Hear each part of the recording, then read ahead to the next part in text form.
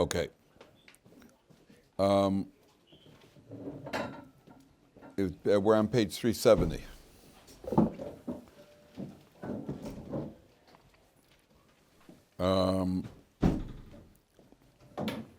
And Pasuk Tes Vav, Perak Yudal, Pasuk Tes Vav. Okay, so the Jewish people are, we said yesterday, V'yomer Hashem al Moshe matitzak elai, daber el b'nei Yisrael v'Yisrael.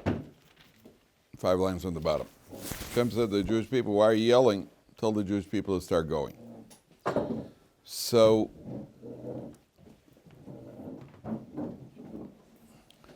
Pasuk then says, V'ata hare mesmatcha, raise your staff, Unetei es yodcha al hayam, stretch your hand over the sea, uvka'eu, and split it. V'yavo v'nei so b'soch hayam bayabasha. The Jewish people will go in the sea, in the dry land. Now, if you notice that the structure of the pasuk here is a little bit peculiar, because it says, raise your staff and stretch out your hand.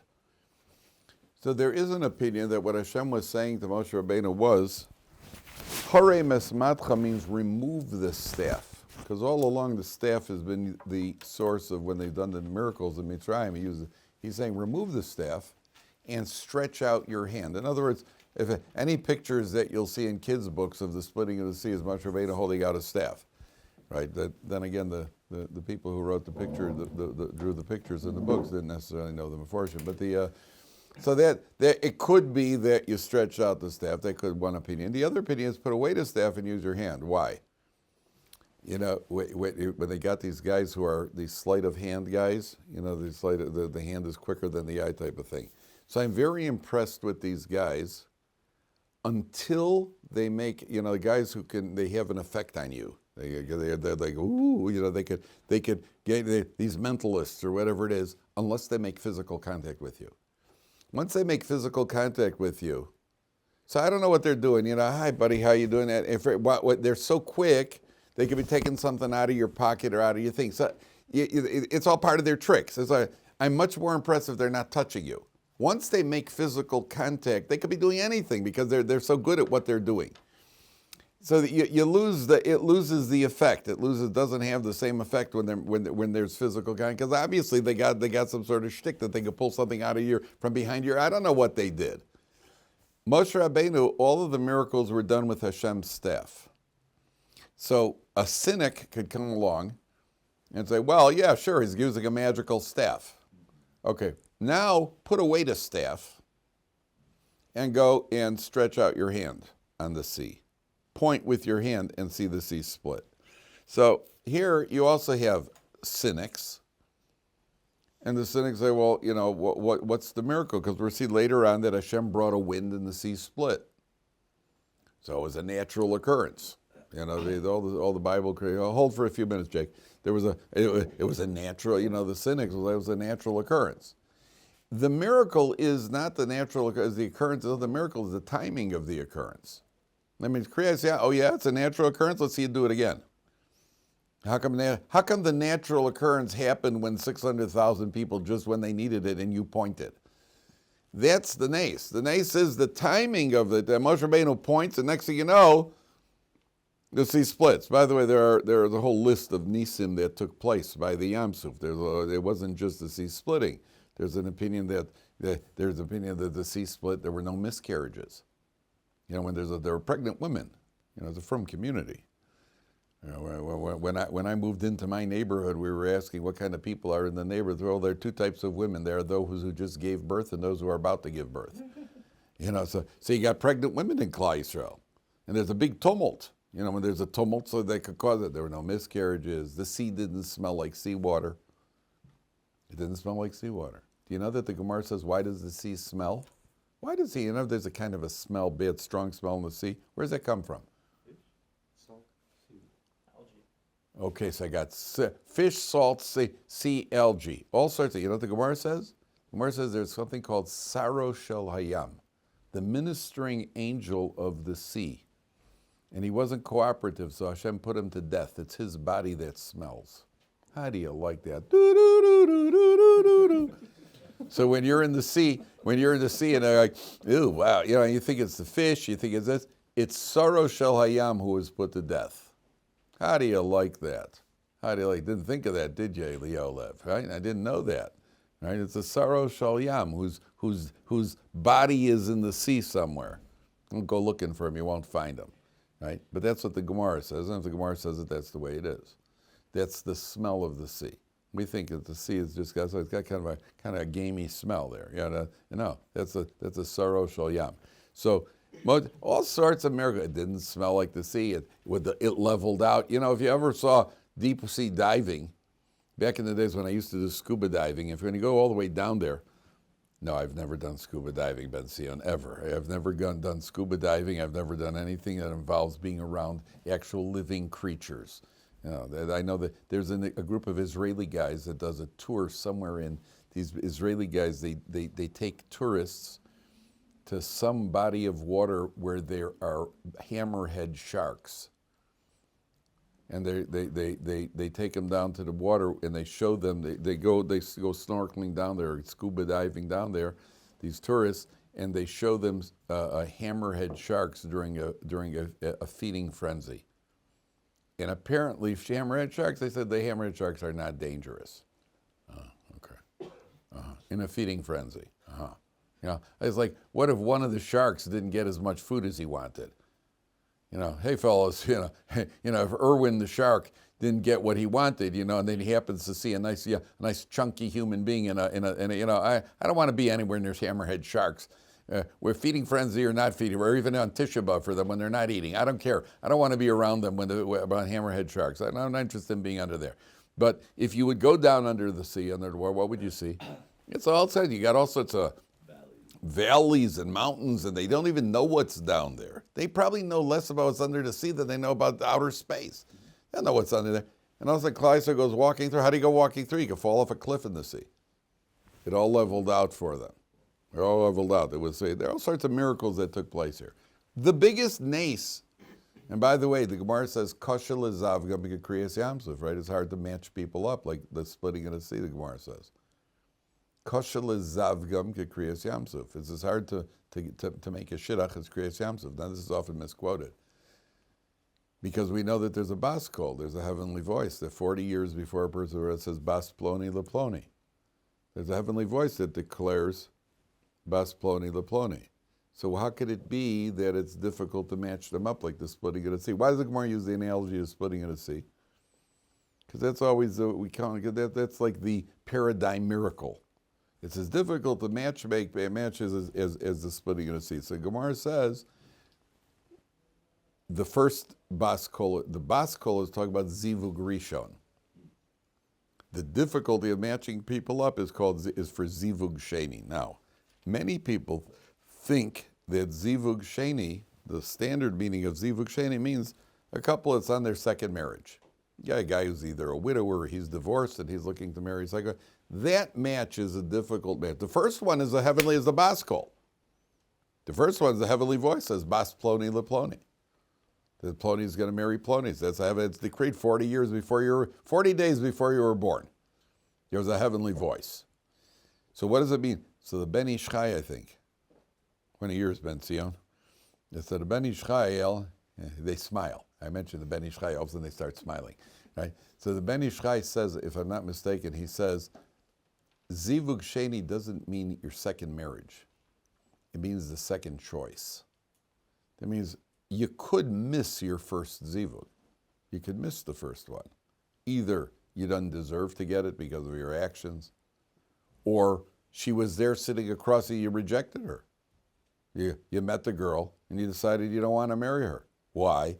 Because there's something that you wanted that she doesn't have. You were looking for her face, money or certain looks or whatever. She didn't quite match up to your standards because you see yourself as Brad Pitt. And therefore you should get something, that matches what you should have. And that's what you think. But Rabbi Shalom didn't necessarily see that way. And you had her, she was available, and you bypassed her. So now you're on Zivug Sheni. Now Coach goes, got to bring the second one around. That one is the Kashal Azavgam Gekriyas Yamsuf. That's what the Ben Ish Chai says. That's what the Ben Ish Chai says. And by the way, when you go dating, everybody knows what they want in a girl. You know what you want in a girl. First of all, it's a good idea for you to think, what am I looking for in the young lady? First ask yourself, what are you offering to the young lady? That's one thing that's important. What are you bringing into the marriage, number one? And people, instead of looking for what you want, look for what you need. Not what you want. Look for what you need. And often the girl that you marry is going to be the one that gives you what you need. Oh, is she going to give you what you need? All right, right? Because what you need is to be put in place. That's what you need. Right? You need somebody to discipline you. That's what you need. Even the celebrities, athletes, these guys who have, they got all the groupies and everybody chasing them, they end up marrying the girl who's willing to call them out on their behavior. That's it. They're looking for somebody to put them in their place. Every man is looking for that. You're really looking for somebody because you need somebody who's going to supervise you. Otherwise, you're going to end up in prison. So you need somebody who's going to supervise. Men need supervision. You need somebody to supervise you because you can't handle it on your own. If you try to do it on your own, you mess up.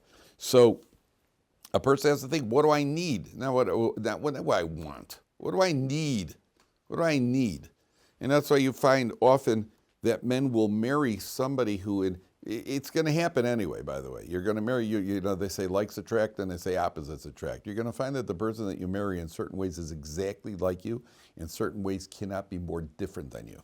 She may have a completely different attitude towards money. She may be very much like you as far as her how she wants to grow as a person, and she may be like you in just your outlook on safety. For one thing, that's one example. The husband is like a guy who's always been very cautious, and your wife may be somebody who's very cautious. Once in a while, you get this guy who's a real daredevil, and his wife is on the opposite. His wife won't even cross the streets without against the right. You can get opposites, and sometimes you're going to be exactly alike. You're going to find that it's a fascinating thing in marriage. How sometimes, in certain ways, you're completely different. In certain ways, you're exactly the same. So sometimes you have completely different attitude towards money. Sometimes two people get married, they neither one ever want to spend. Sometimes you're a guy who throws money around, and she's very, very cautious. It could be the opposite. And you'll certainly find that no two couple, that what's interesting is no married couple is thermally compatible. One is always boiling hot and the other one is freezing cold, right? That you're going to be opposite. And the other thing is you're rarely going to find a couple where both of you like olives, right? Right. It's amazing. One of you loves olives and the other one can't. That's why couples eat pizza out together all the time, because you make perfect pizza companions, because one of you picks the olives off the other and slice and you get along great. Are you serious about that? Well, what happened in your house, right? One's walking around with a sweatshirt, the other one's in short sleeves. One of them is boiling hot, one is always boiling hot, one is freezing cold. It's always like that. They're not thermally compatible, and they don't elevate. And olives is the thing, right? Isn't that true? It's so funny that one loves olives, the other one can't stand olives. That's what he called it. So see, and by the way, and there's often conflict over ties. Taste in ties is also something that's a thing. But at the end of the day, so that's when it comes to the zivug sheni means you may have messed up. You may have just walked away from your match was right there across the table from you and you rejected her. So that's what it means, the miracle. Now, Moshe Rabbeinu, the timing of the nace, right now you pointed and it's split, that's a pretty good trick. That's a pretty good trick. And therefore, HaKadosh Baruch Hu says, move the mata aside. Hare mesmatcha. Move it aside. Uneteyes yodcha alayamuv ka'eu. Vayavo b'nei Yisrael b'soch hayam bayabasha. The b'nei Yisrael go in. Then Hashem says Mitzrayim is going to chase after them with Paro. So take a look now at, skip on ahead. And then it says, and this Miguel was asking me about this yesterday. Pasuk Yud 372. Vayisa malach Elokim holech lifnei machne Yisrael vayelech me'achareihem. The malach Elokim we normally translate as the angel of God. The angel of God goes and stands behind them. Vayisa amud hanan mipneihem vayamod me'achareihem. And the pillar of cloud stands behind them. And the Medrash says that the Egyptians were shooting arrows and throwing spears, and they bounced off the clouds and bounced back on the Mitzrayim. Hate when that happens, but that's what happened. That's what was happening to the Mitzrayim. They were shooting them, and they came boomeranging back. Okay, and then it says on Pasuk Chaf Aleph, openly, and it says here openly, Vayet Moshe es yodo.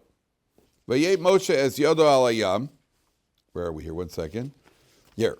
Vayet Moshe es yodo al hayam, vayolech Hashem es hayam beruach kodim aza kol halayla. Moshe stretches out his hand, and Hashem had a wind blowing.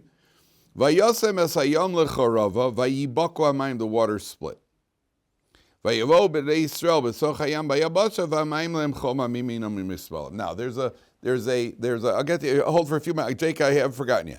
There's the Medrash says, we go back to Yosef. And it says that Yosef's bones were there. And we say in Hallel, Hayam Ra'a Vayanos. Right? We say, Hayam Ra'a Vayanos, Hayardenis of the Achor. So what does it mean? The sea saw and it split. Hayam Ra'a Vayanos. Not it split. The sea saw and it fled. What did the sea see? This is gonna get complex now. What did the sea see that he fled? Sea saw bones. The sea saw bones. Which bones? Yosef's bones. Hayam Ra Vayanos, Nos mipnei Hanos. The sea fled in deference to the one who himself had fled. Who did Yosef flee from? Mrs. Potiphar. Yosef fled from Mrs. Potiphar. Therefore, when the sea saw the bones of Yosef, the Medrash says the sea fled, so to speak. The sea split. What's the connection? What's one thing got to do with the other? What's it got to do? Okay, Yosef fled. We know that there was a tremendous thing. Yosef fled from Mrs. Potiphar. What's that got to do with the yam? So, okay, it's a nice play on words. Hayam Rav Hayanos Nas Mipnei Hanos. It fled because of the one who fled. Well, what's the connection? Question number one. Question number two, we'll see later on the Jewish people sing a shira, right? Az Yashir. And then the women go out and sing, right? Miriam takes the women and they go out and sing. Why are the women singing? Why is everybody singing? What's with the women singing? Kolisha. What's with the women singing? Why are they singing? So I'll tell you a fascinating thing. Now, before I do, Jake, what were we going to ask?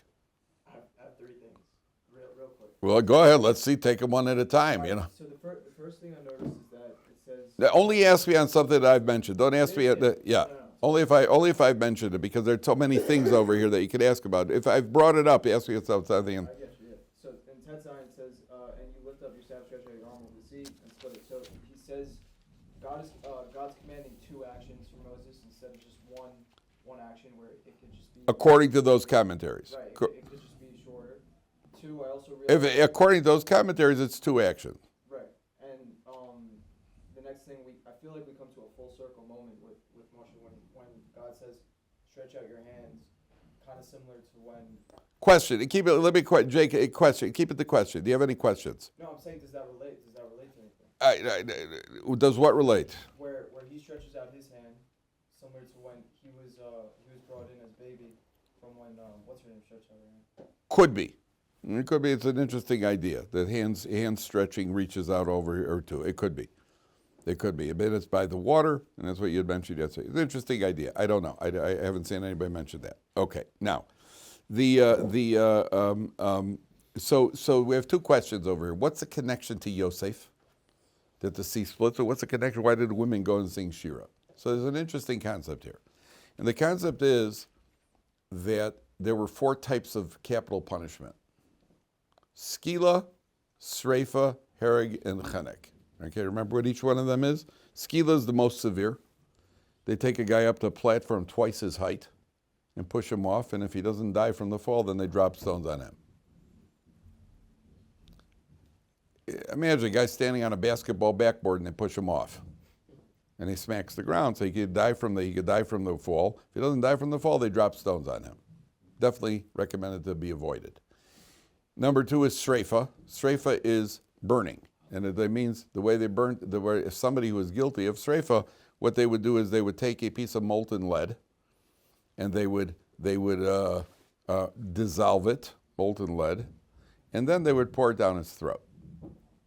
Open wide, open wide, open wide. And actually got him to open wide by putting a rope around his neck. And the two guys would pull on the rope. And eventually you go, yeah, that's then, and then they put the lead down his throat. Okay, again, it should be avoided. Considering that the Aveira for it is somebody who has a relationship with his mother-in-law, so it generally didn't happen too often. Number 3 is skila hereg is beheading, straight out beheading, which takes very little time, right? It's an inconvenience. And chenek, which is strangulation, which is that they put the rope again. Two guys pull the rope, but this time they're like hanging, strangulation. Okay. What's the prohibition? What is the punishment? There are various punishments. For example, idol worship gets skila. Shabbos desecration gets skila if they're witnesses. Right? Different averas have different punishments in the Torah. What is the punishment for adultery? The punishment for adultery is chenek, which is strangulation. Number 1. That's the first rule. The punishment for adultery is strangulation. Now, the Gemara says that after the time of the Beis Hamikdash, the Sanhedrin there was no longer capital punishment. Not that it happened too often anyway, but that Beis Din's authority to invoke capital punishment, that stopped at the time of the Korban Beis Hamikdash. Once there was no longer a Sanhedrin, they could no longer put people to death. The Gemara says, but even so, those punishments still exist. The Gemara gives an example. Somebody who is chayiv skila, he could fall off a building. Right? Somebody it doesn't mean everybody who falls off a building is chayiv skila, but that is how Kodesh Baruch Hu will bring things up. Somebody who's chayiv sreifa, so he could get bit by a snake, and the venom of the snake, which burns through his body, is in place of sreifa, and so on and so forth. What about chenek? What about somebody who deserves strangulation? So Gemara says somebody who deserves he'd drown. Now let's take a look at Yosef. There's a story, there's a rumor. A 17-year-old, unsupervised by his parents, meaning every high school kid in America, a 17-year-old, every public school kid in America, a 17-year-old, unsupervised by his parents, was on a college campus and was being chased by a female, and he ran away from her. Oh, give me a break. Oh, sell it to somebody else, Sam. Right? Who are you trying to kid? And the Torah says, yeah, Yosef ran away from her. Okay, if you say so. Yeah, a wink. Yeah, oh sure. What's the proof? Oh, they get to the Yam Suf. In the sea, instead of the sea splits in deference to Yosef. That means we salute you. You did not commit adultery, Yosef. The water salutes you. Water which carries out that punishment that you would have deserved if you committed adultery, we salute you. There's no bigger tribute than the water. The women in Egypt, if women are under the jurisdiction of captors, what do you think is going to happen? Right? They're going to be taken advantage of. Yet we have, the Gemara says, the Torah says, the women were untouched in Klal Yisrael. All right. The women, all the women in Arizona State University all the girls in Arizona State University are Shomer Negia. Oh, sure. Right? All the, what do you call it? And all the sororities in America have gone Negia. Oh, sure. Right? All the women in Klal Yisrael for 210 years under the jurisdiction of Egyptians, and none of them got touched. The women sing Shira. Why? Because if they did, they should have drowned at the sea. The fact that the women could pass through the Yam Suf and none of them drowned, that is what confirms what it says, that the women never didn't do anything wrong. And therefore the women go off, that's what the commentator, the women go and they sing Shira. So it's both Yosef in the merit of Yosef, and the women themselves pay tribute to the fact that they didn't drown. That's the connection between the two. That's why Yam Ra Vayanos, the sea is splitting in deference to Yosef. This is what the commentary says. Okay, now take a look at Pasuk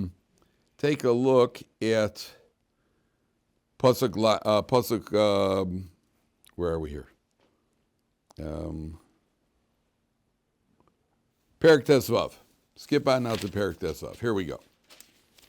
So the Jewish people go in, and by the way, the one other thing I wanted to show you in Pasuk Chav Gimel 372.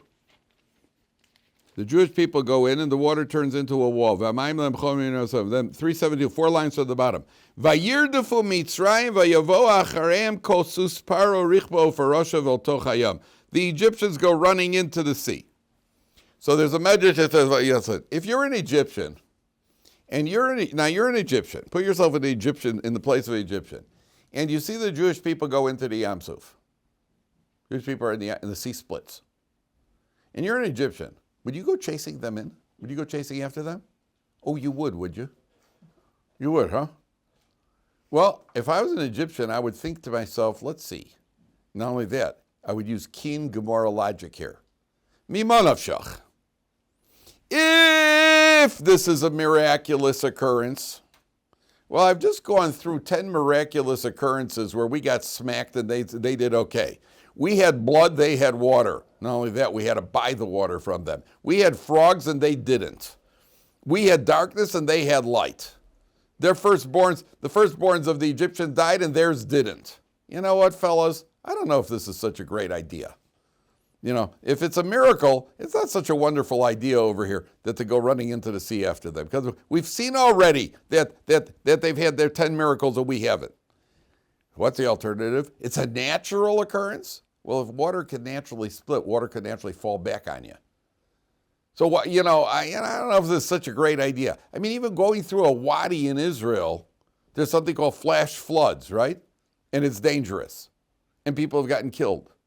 I don't know if this is such a wonderful idea. So you got the entire Egyptian army here, however many there are, and not one of them has stopped and says, hey, fellas, maybe we ought to go back and do some hieroglyphics instead. I don't know if this is such a wonderful idea that they chose to chase the Jewish people. And instead they go chasing it. That itself is a nace. That none of the Egyptians thought not to do it, number one. Number two, there is a medrash that says that the waves of the sea appeared as female horses.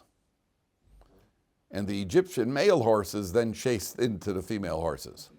That's what the medrash says. So the male horses, and the male horses went chasing into the female horses. Now horses, by the way, we'll see in a second, horses are always used as a symbol of immorality. Horses are extremely, what do you call it? Whatever word you want to use for it. But they're very focused on that. And therefore, the horse in general is the right way. And the reason I bring that is, we're going to see in a moment. Okay, now, if you look on the bottom line, it says, Vayasar es ofen markevosav, Hashem removed the wheel of their chariots, Vayinahageu bichvedus, and they made them drive with difficulty, Vayomer Mitzrayim anusa mipnei Yisrael ki Hashem nilcham lem b'Mitzrayim. The Egyptians said, I better run away because I say Hashem is battling for them. If you'll notice, it says, Vayasar es ofan markevosav. He removed the wheel of their chariots. Anything wrong with that structure? Wheels. Should be wheels. Should be wheels. Why is it the wheel of their chariots? So one of the proficient actually says that, well, if your two back wheels of your car blow out simultaneously, so then you retain some sort of balance in your car. If one back wheel blows out, then what happens? Then you go bouncing around.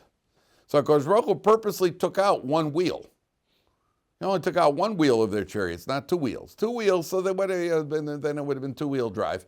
And it would have been, what do you call it? It would have been a little smoother, like pulling a sled, right? We'll take out one wheel, so then they're going to get bounced around and smacked around on a regular basis. That's what's going on. So they go in, and they're going to drown. Okay. Vayomer Hashem al Moshe Neteis Yodcha al Yam v'Yeshua ma'am Mitzrayim arichbo v'ar parashat.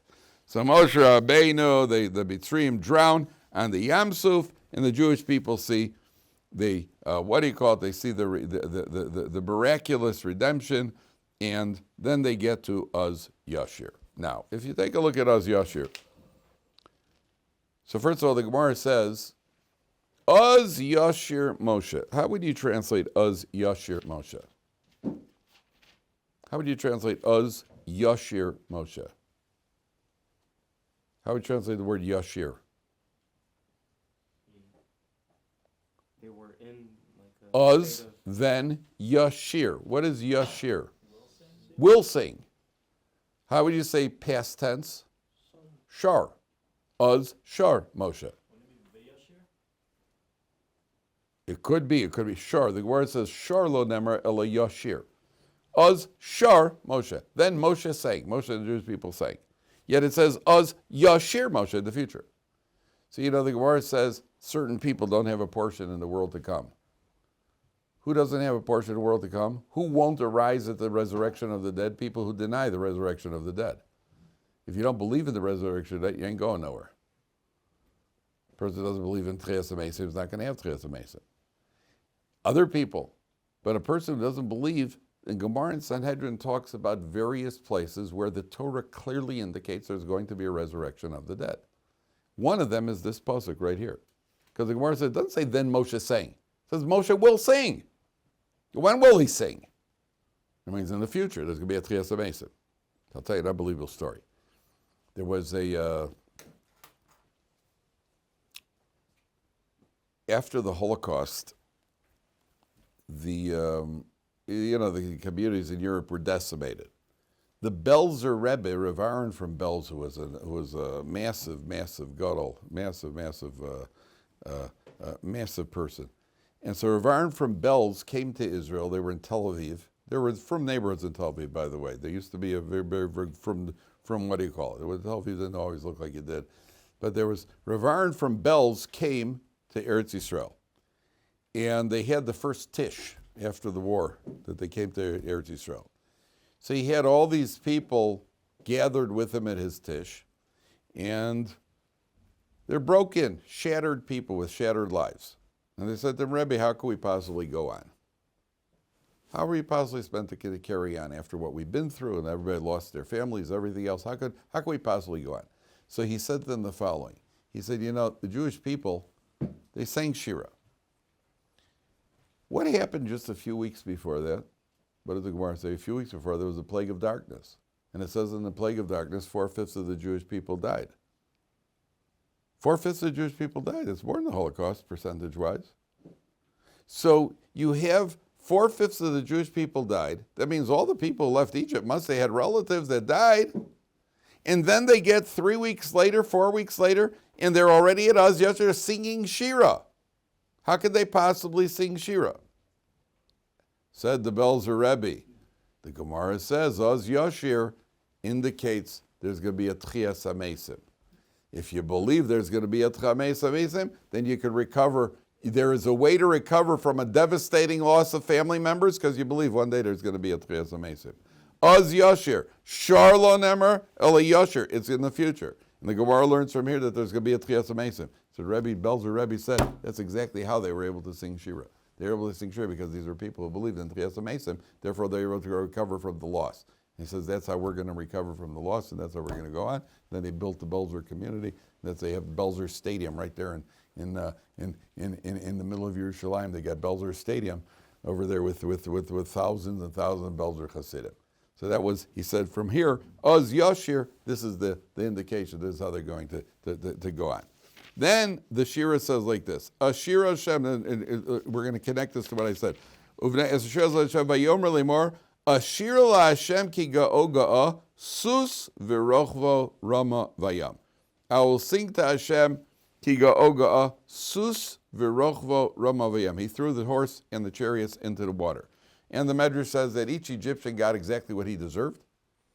Each one got what he deserved. Some of them died quickly, some of them died slowly, some of them bounced around depending on their level. The ones who weren't as bad, they died immediately. Other ones kept bouncing around and suffering in the water, and so on and so forth.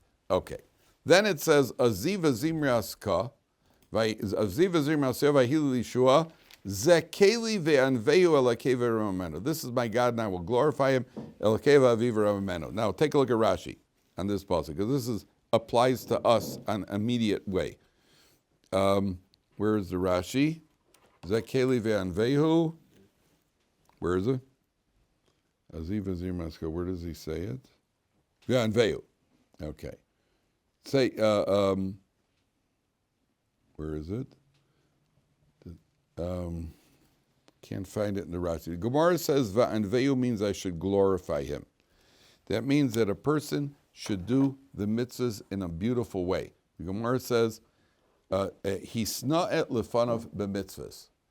Buy a nice lulav and esrog. Buy a nice mezuzah. Buy a nice, what do you call it? Sometimes people are hesitant to spend on mitzvahs. Sometimes people are hesitant to spend on, and on my own stuff, I buy top of the line. When it comes to lulav, whatever you can find me. Let's fill in, let's not get carried away over here. As long as it's kosher. I got to get it with all the steering power straps.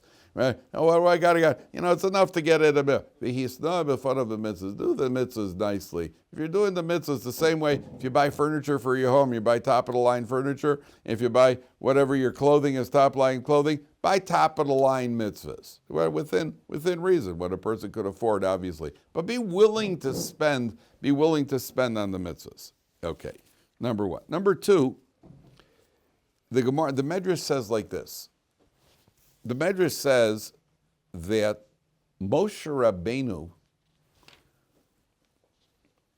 he sinned, so to speak, with the word uz, and he rectified it with the word uz. What does that mean? How did Moshe Rabbeinu sin with the word uz? So look back at the end, right at the end of Parsha Shmos. The very end of Parsha Shmos. A very interesting concept here. On page 316, Moshe Rabbeinu made a lament. He had a complaint against God. What was his complaint? 4 lines from the bottom. Umeyaz, remember, Hashem sends Moshe to Paro, and Paro says, okay, they're not getting any more straw, and we're going to make things more difficult for them, and the Jewish people now have tainas on Moshe Rabbeinu. And then Moshe Rabbeinu says to God, Umeyaz basi el Paro ledaber bishmecha, from the time I've come to Paro, heira la'omazeh, he's only made things worse for the people. V'atzel lo itzal tesamecha, you haven't saved your people. And then the Gemara, the Medrash says, I'll read the precise terminology of the Medrash. Moshe Rabbeinu said, from the time, I don't have it here, but may Uz, he rectified it by singing Uz Yashir. So Moshe Rabbeinu was upset. He was upset at Hashem. He used the word Uz. So how do you rectify the misuse of the word Uz? Uz Yashir Moshe. Moshe Rabbeinu sings Shira, and it's introduced with Uz to show he rectified it. So there's an interesting concept in human. This applies in human experience. Let's say a person. I'll mention you, just yesterday, we had a kid in the other yeshiva that fell down the stairs. They had to call Hatzalah. His knee was completely distorted. And I went home, I said right away to one of the staff members, this is going to be a surgery for sure. I mean, the knee was completely, his joint was out, completely out. This is going to be a surgery for sure. There's no question about it. And I got there this morning, and I found out when the Hatzalah guys were there, they had to try to figure out how to carry him out even. I found out this morning that they carried him in. As soon as he got into the ambulance, some of the knee popped right back into place. And he's already bandaged up, and he's back in the dormitory. I didn't expect to see this kid for 2 weeks. I was for sure there was going to be an emergency surgery to put it together, and he's already back in the dormitory. He's bandaged up, his knee popped back into place. When you have a situation in life where you had a problem, and the problem was resolved. So where are you? You started here, you had a problem, and then the problem got taken care of. So where do you go to? No, where do you go to? His knee isn't better. He's not a bionic knee now. But he grew from that experience. But under normal, he grew from the experience? I don't know if he grew from the experience. One thing is clear. He's back to where he started from. Most of the time in life, if you have a bad cold, you have a person who has a cough, and you stop coughing, so where are you now? You're back to here. You don't go higher. It's not because I'm not coughing anymore. Therefore, I can now, I can breathe in helium and fly. Right? You don't have any more lung capacity now. You're back to where you are. However, so Moshe Rabbeinu, what did he do? Oz Yashir Moshe, exactly what you're saying, Elio. That means there are other times in life where because of the trouble, you see that the trouble itself was part of a benefit for you. The guy breaks his knee, I don't see any benefit in breaking the knee. And once the knee is healed, so I'm back to where I was. Now I could run, now I could jump, whatever I could do. But when a person sees that the trouble actually benefited him, that a person who wanted to get on the plane and he missed the flight, so if they held the flight and he gets back on the plane, they held the flight for him, he gets on the plane and he flies. Okay, so nothing changed. He's right back where he was originally. He thought he was going to miss the plane. But if a person missed the flight and then the plane takes off, the plane crashes, then the thing that he saw as a problem actually turns out to have been for his benefit. So Oz Yasher Moshe is saying, what I thought was simply useless suffering in Egypt, extra useless suffering, it wasn't. Now I realize that the suffering itself was to bring us to a higher level. Exactly what Eliyahu said. It's to bring us to a higher level. And therefore Moshe rectifies what he originally said with the recognition of acknowledging now, Oz Yashir Moshe, that I'm telling you now that what we had then was, I thought it was something negative. It was actually something very positive because it brought us up to a higher level. And therefore, Moshe rectifies what his original complaint is by saying, thank you for that pain. Thank you for that pain. It's like imagine a dentist starts drilling your teeth, and then as a result of drilling your teeth, you're upset that he's drilling your teeth, but as a result of drilling your teeth, it makes you appreciate dentistry, and that's where you become a dentist and you become rich. So it turns out that the drilling of your teeth was actually a very big benefit for you. I'm into science fiction now, obviously. But just imagine. So imagine you want to marry a girl, and then you don't marry her. And you're disappointed, you're heartbroken. You wanted to marry her, she didn't want to marry you, and you're heartbroken.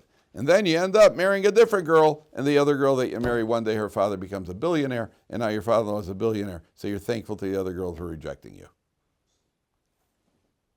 I'm not saying that money is everything. It's the only thing. That's what Vince Lombardi said. Vince Lombardi said, winning isn't everything, it's the only thing. You never heard of that? Never heard that line? You never heard of Vince Lombardi? Did you guys ever do anything other than looking at Discovery Channel? Right? You never heard of Vince Lombardi? Vince Lombardi. He was a football coach for the Pack. You never heard of that? Winning isn't everything. Winning isn't everything. Winning is the only thing. It's one of my favorite quotes in life. His other quote was Leo DeRocher. Leo DeRocher was a baseball manager. Keep it on. Let people get educated. Leo DeRocher was a baseball. He said, show me a good loser, and I'll show you a loser. Those were both my mottos in life. See you tomorrow, boys.